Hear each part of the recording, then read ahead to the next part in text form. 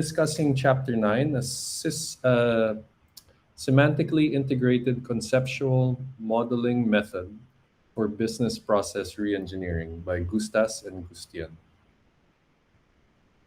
So very quickly, we'll do a very quick introduction, get into the proposed method. We'll apply that method into an existing and well-known case study with the Ford Motor Company. And then we'll do a very quick conclusion and then time for any questions you guys might have. So the topic is a mouthful. In fact, it was difficult for me to actually say out loud. So let's break it down into parts, and then we'll first discuss the parts that we have already come across during our class modules. Then we'll go on to what we haven't and the concept itself. So we have semantically integrated, conceptual modeling. We have business process, and we also have business process reengineering. So let's start with business process. We tackled this during Module 3, Systems Analysis. In our course material, a business process was described. A business process exists when an input of some kind, so let's say raw material, for example, is transformed in some way so that an output is produced for use elsewhere in the business. Now, the paper's authors, Gustas and Gustien, define a business process as the conceptual model. The conceptual model of activities designed to produce a specified output. So if we combine these two, we could say that a business process is a conceptual model of an input, let's say, for example, an order sent to the sales department, and it is transformed in some way. So again, for example, maybe that order is inputted into a form so that an output, which in this case would be the accomplished form, is produced for use elsewhere in the business. So that accomplished form maybe will go to the warehouse. Okay, now what is given that, what now is business process reengineering? So we actually also tackled this. We tackled it in Module 5, System Build, Implementation, and Maintenance. Our course material and the authors of Chapter 6, they both describe business process reengineering as the fundamental rethinking and radical redesign of business processes to achieve dramatic improvements in critical contemporary measures of performance, such as cost, quality, service, and speed. So let's break that down again. Fundamental rethinking. So reengineering usually refers to changing of significant business processes, such as customer service, sales order processing, or manufacturing, for example. Radical redesign. Reengineering is not involved with minor incremental change or maybe just automating existing processes.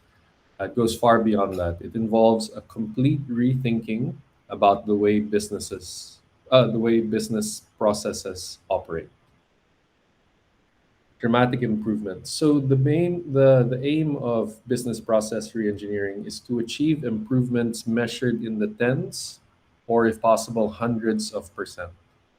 Compare that with simply automating an existing process, which generally yields single-figure improvements. Then we have critical contemporary measures of performance. This point refers to the importance of measuring how well the processes operate in terms of the four important measures of cost, quality, service, and speed. So, in order to re-engineer or improve a business process, we must be able to identify and understand that process. We need to be able to see it and understand it. And this is where process mapping comes in. So a flowchart is used to document process, incorporating process activities and design points. So, I'm not sure if you can see my cursor. Oops, sorry. So, yeah, I guess not. Sorry. If I can create a.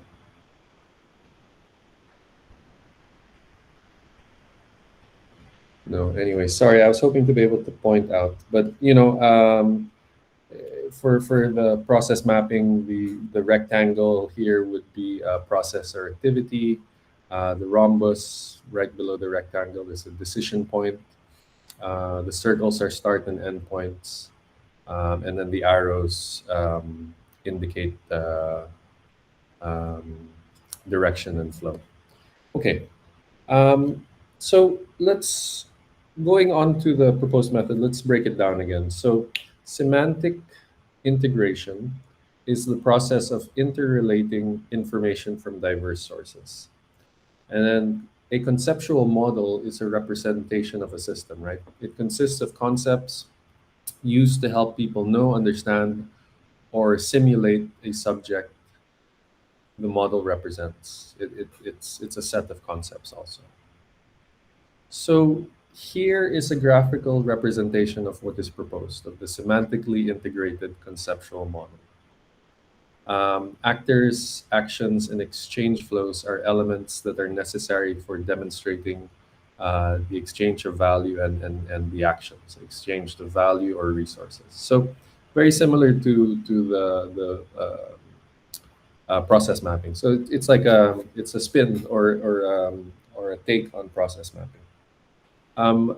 Economic resources are special types of concepts which represent moving things. So for example, the rectangles with shaded background are used for denoting moving resources, and the dotted lines are used to represent data flows. Dotted lines and dotted boxes. The actors, as you can see, are represented by squares. Actions which are performed by the actors are represented by an ellipse.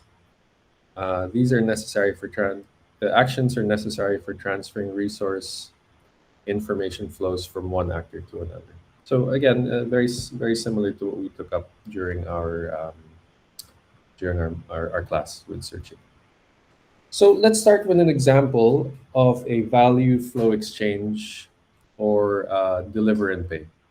Now you can see the model does not indicate in which situation or action is initiated first. So we can see again very similar to the information flow diagram and data flow diagrams that we took up and we actually created during module 3 of our class. Now, um, just just so you know, understanding the concept and the paper for me was actually quite difficult. So I'm going to apologize in advance because it was difficult for me to absorb. So it might be difficult for me to explain, and I apologize in advance. I'm not sure if there was something lost in the translation because the two authors are Swedish. Um, so again, I'm not sure if it's my understanding. I'm sure, actually, I'm more sure it's my understanding more than how they presented the data. So maybe there was a bit of a disconnect or a language barrier. It was in English, but I'm wondering. Anyway, just apologies in advance. So here is how the authors enumerated the value exchange or the value flow here. So the research pair state that the vendor initiates delivery action because the shipment's moving direction is from vendor to customer. So that's sort of taken verbatim from the paper, right? The vendor initiates deliver action because the shipment's moving direction is from vendor to customer. Now, while I would have assumed, I personally would have assumed that the vendor shipment, which is a resource flow, initiates the delivery action, which is the oval, because the shipment's direction is moving from the vendor to the customer. That's how I would have interpreted the flow here. But again, we're obviously going with what the authors are saying. Now, while most customers pay in advance of a shipment, some obviously might pay when or after they receive the shipment. So let's look at another example where there is delivery before payment. So in this case, when the shipment is delivered, the delivery is registered in the system by the system concept, which is the shipment concept, which is the rectangle sort of in the center. I'm sorry that I can't point at it. Oh, there it is. Yeah, the shipment in the center. Um, Let me just move this here. Okay.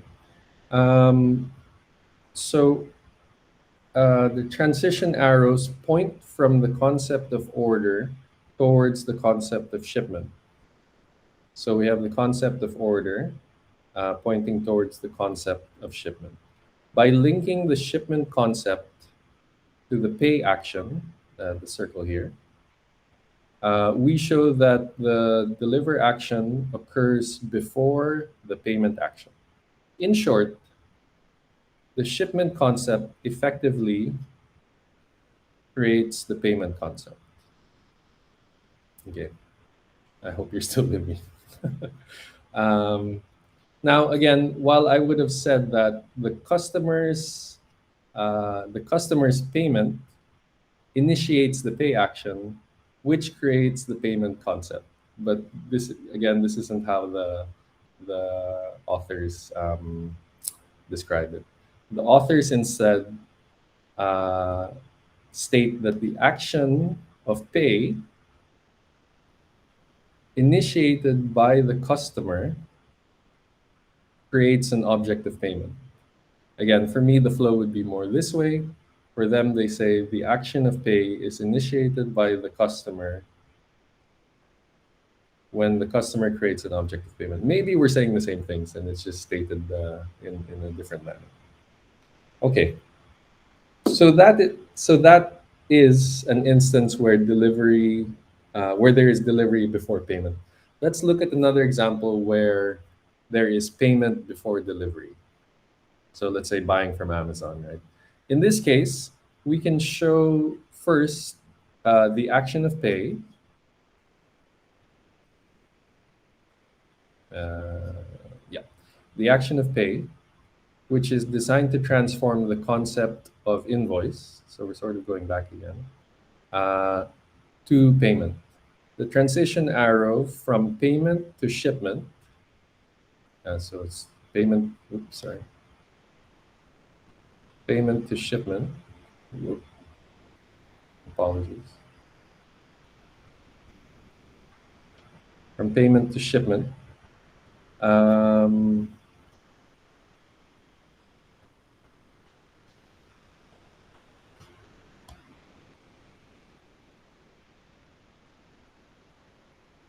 Sorry, I just lost my place. The transition arrow from payment to shipment connects the second action of delivery. Again, it's interestingly worded. In this way, the payment flow will be exchanged to the shipment. Now, you may notice over here the bar across or the bar between the shipment and payment. Over here, shipment and payment, and up here in our previous example, payment and shipment. This is a single valued attribute dependencies, which in effect means that in loop one's case, shipment is an attribute of the concept payment. Okay. Now, let's look at the Ford Motor Company case study, where the enterprise system architecture was described initially as follows. So, this apparently is a well-known case study on the Ford Motor Company. So I'll just read it if you don't mind. I apologize. When Ford's purchasing department wrote a purchase order to a vendor, it also sent a copy of this order to accounts payable. When material control received the goods from the vendor, it sent a copy of the receiving document to accounts payable. Meanwhile, the vendor sends an invoice to accounts payable. It was up then to accounts payable to match the purchase order against the delivery and the invoice. If they match, the department issued payment. the department, the accounts payable department, spent most of its time dealing with mismatches, instances where the purchase order, receiving document, and invoice disagreed, so they didn't match. In these cases, an accounts payable clerk would investigate the discrepancy, holding up payment. So this is the enterprise system architecture that's described in this case study. The authors of the paper took this process and used their system or their proposed method and mapped it in this way. Okay. Again, apologies in advance. So we're gonna try to go through this, and I'll describe how they describe. Yes. Oh, thank you. um, okay. So here we can see two service loops. There is an order shipment service loop, and there is an invoice and paying service loop. Under the order shipment purchase service loop, the purchasing division orders goods by sending a purchase order. I hope you can see my arrow. Sending a purchase order flow to a vendor. If it is accepted, then the order is archived as a customer order. Okay, now the send invoice action is reclassifying order to invoice. So reclassifying order to invoice. Again, the flow is very strange the way they describe it. Which should match one purchase order. As we see, creation of an order concept is necessary for generation of second service request, which will trigger the send invoice action, which is this. Okay, now a customer order concept, which is customer order concept, is used to trigger the deliver action, which is down here. From the vendor to material control. So we have from the vendor, we go customer order, deliver action to material control. That is necessary for the creation of the shipment object, which is here. Again, we seem to be moving backwards, or the authors seem to be moving backwards. When material control receives the shipment flow, which is here, when it receives the shipment flow, it sends the receiving document to accounts payable. Okay, that's a nice flow over there. This is done with the help of the send shipment data action. That's this, which is designed to remove a shipment object and remove a shipment. So remove or receive a shipment object and create a delivery object. The delivery object existence is one invoice object. One invoice object. It is necessary for triggering the pay action. So is necessary for triggering the pay action, which would create a payment object or concept. There is an explicitly post-condition requirement for creating every new payment. The payment must be linked to one delivery, which is why we have the same bar we have here that we discussed previously. That's the mandatory single value dependency. If this dependency cannot be established, then the situation violates the consistency of the model. In this case, the pay action cannot go forward and the payment flow to the vendor cannot be delivered. It is a precondition to start an investigation and prove that something is wrong with the payment. The alternative of investigation is missing in the presented diagram. So again, it is up to, let me just go back very quickly. In this case, it would be up to the receiving clerk to figure out what went wrong. Oh, sorry, I went ahead. It will be up to the account payable receiving clerk to figure out what went wrong. Okay, so the authors diagrammed the workflow here. And then they they found a Harvard Business Review um, article by Michael Hammer. That was published. The article was published in 1990, and the article proposed a way to improve that process. Michael Hammer states that one way to improve the situation might be to help the accounts payable clerk investigate mismatches between delivery and invoice, or between invoice and purchase order more efficiently.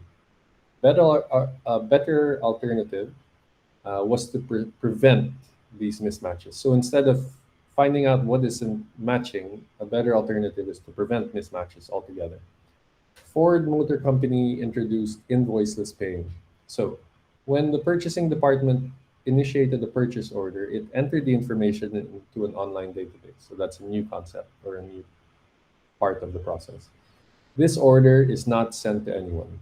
When the shipment arrives, the receiving clerk checks the database to see if it corresponds to an outstanding purchase. So, I mean, for us now, it seems simple. You know, this is the way to do it, right? But again, this is in the 1990s or before the 1990s. So, those types of systems weren't in place or weren't as prevalent. Um, okay, so the authors then they considered that what Ford did, establishing the database and the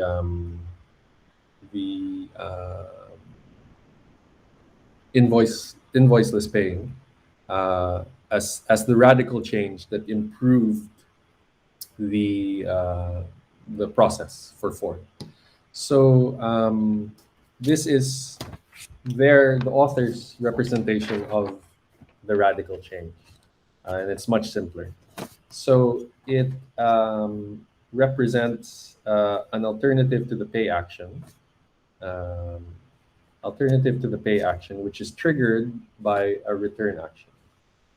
This alternative was not included in the service architecture before this radical change. So this is the change that they made, the radical change that they made. So the purchasing department takes care of order creation, which is entered into a shared database.